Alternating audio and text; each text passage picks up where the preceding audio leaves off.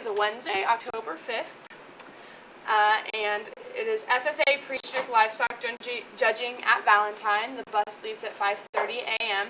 Bus left at 5:30 a.m. And then Pierce Band Field competition at 12:30 p.m. FFA booster meeting tonight at 7 p.m. And then financial aid planning meeting for seniors tonight at 7 p.m. as well. For Thursday, October 6th, there is an FFA meeting over the high school lunch in Mrs. Ropp's room. There's the Mid-States Cross Country invite at Wayne starting at 4:30. The bus leaves at 1:30. There is junior high volleyball home with Ewing at 4 p.m. and CJV varsity volleyball home with Pierce at 5:30 p.m. There's also softball districts at Pierce, O'Neill versus Madison, Humphrey, Lindsay at 12 p.m. And then Friday, there's varsity football home with Pierce, so a lot of Pierce this week. Okay, and then volleyball pink out will be Thursday, October 13th at the home game with Norfolk Catholic. T-shirt order forms can be picked up at the office or by Coach Brown or Morton. Orders due by Thursday. The FFA meeting will not be held on Monday night this month. The high school FFA will meet over lunch in Mrs. Ropp's room on Thursday, October 6th, so today. Oh no, tomorrow. Please bring your own lunch. And then juniors and seniors on Friday, October 7th, Central Community College will be in the library at 9 a.m. and the National Guard representative will be here at 10 a.m. So if you're interested in that, you can go ahead and go there. And that's all we have today for the announcement, so kind of some short announcements today, and we'll bring Aurora in for the weather.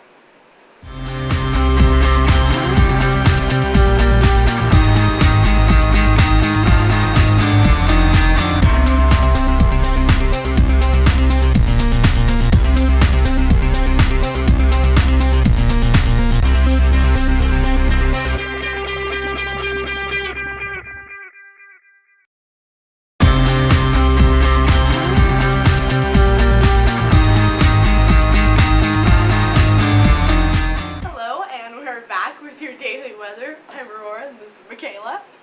So, we're going to try our hand at this again. Over in the Panhandle, it looks like it's in the upper 30s, lower 40s, with it being 40 in Chadron and 41 in Sydney.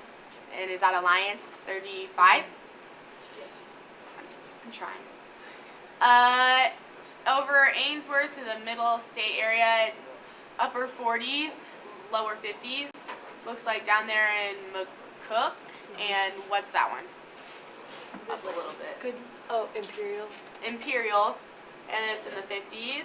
Over in the Omaha-Lincoln area, over here, it's in the lower 60s or mid 60s, kind of, with York being 63, Omaha being 63 as well, and over here in O'Neill, we're at 59.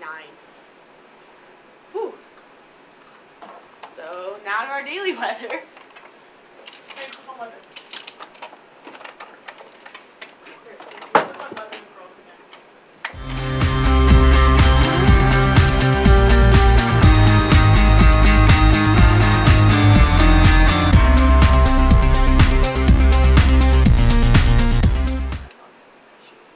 Alright, and we're back. In O'Neill right now, it's currently 40 degrees. There's a high of 71 and a low of 40. Looks like scattered clouds, but mostly sunny throughout the day. Alright, and as Michaela said, it's in the 40s right now, and as the day goes on, it's supposed to climb up through the 50s and to the upper 60s. By 2 p.m., it's supposed to be around 67. Looks like no chance of precipitation today, and humidity should go down as the day goes on. But I also said no precipitation yesterday, and did you see it? It stormed. It Takes me off. Yeah. For Thursday, there's a high of 52 and a low of 35. It looks like it's supposed to be stormy tomorrow, so hopefully our districts don't get postponed. Now, powerful Hurricane Matthew targets Bahamas after hammering Haiti and Cuba. The dangerous Hurricane Matthew has set its sights on the Bahamas after forcing thousands to evacuate in the Caribbean. Matthew will turn northwestward and affect much of the Bahamas through Thursday. Interaction with the large mountainous islands of Hispaniola and Cuba caused Matthew to weaken somewhat Tuesday night. Matthew will regain some strength into Thursday over the Bahamas, AccuWeather hurricane expert Dan Kotolowski said. Matthew remains a very dangerous hurricane, he said. Matthew made its first landfall on the Haiti-Tiburon Peninsula during Tuesday morning before making a second landfall on the eastern tip of Cuba during Tuesday evening. From Haiti to eastern Cuba, the threat for flooding, rainfall, mudslides, destructive winds, and dangerous surf will gradually diminish as Matthew moves further away. However, river flooding and the risk of mudslides will continue into Thursday due to runoff and the saturated state of the ground. Matthew has already been responsible for a number of fatalities across the Caribbean, according to The Bahamas will be slammed with major hurricane conditions through Thursday. the Turks and Caicos will also face moderate impacts by the hurricane as the eye passes well to their west. The hurricane will translate pounding surf, high winds, and heavy rains on the Bahamas. In addition to life-threatening conditions, major property damage and inundation is likely due to powerful winds, storm surge, and flash flooding. A storm surge of 10 to 15 feet can occur, along with the potential for a foot or more of rain on some of the Bahamas, AccuWeather meteorologist Mike Dahl said. As a result, significant inundation is likely in some communities. People are encouraged to heed evacuation orders as they are given. Small craft should be secured in port. So now for some this day in weather history.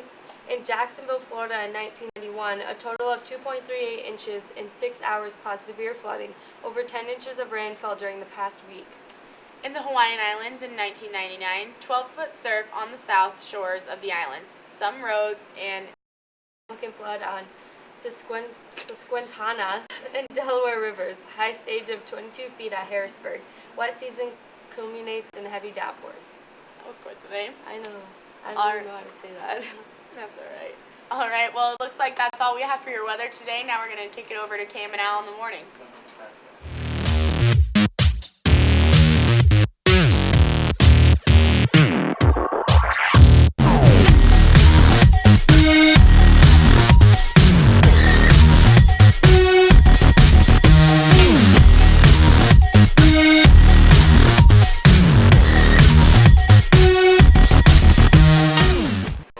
Hey, welcome to Cam and Al Wednesday morning edition. That's Al. That's Cam.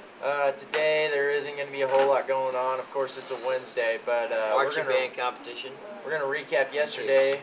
Volleyball got a win in Plainview, varsity win. How about JV? Anybody? Not for sure.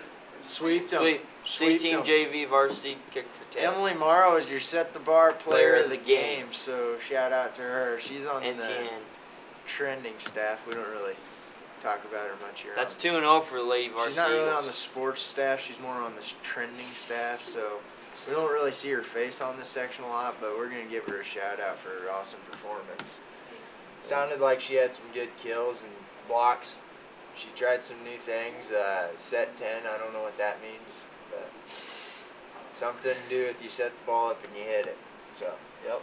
and it came down and they scored a point. So, shout out to them.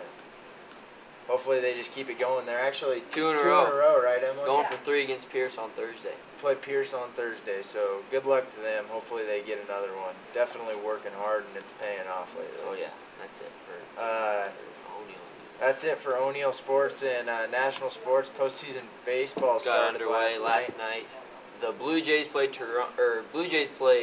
Baltimore Orioles, and it went into 11 innings. Then the Blue Jays took a lead. Edwin Encarnacion hit a 3-run walk-off home run in the 11th. That's impressive. Shout out to him. That's postseason baseball for you. And then in Nebraska sports news, we play Indiana this weekend. No, we don't. It's a bye week. Oh yeah, That's the 15th. that's 15th. All right. So this is no big. Husker football this weekend. What am I gonna do on Saturday? I think I know.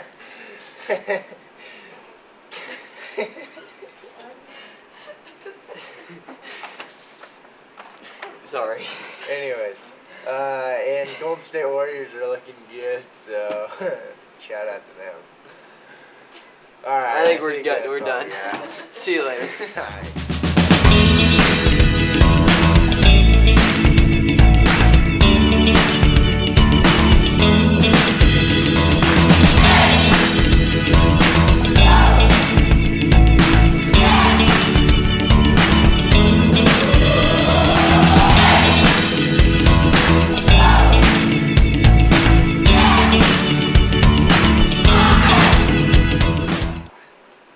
Welcome to Trending today with Emily Morrow and Jason Hallbeck.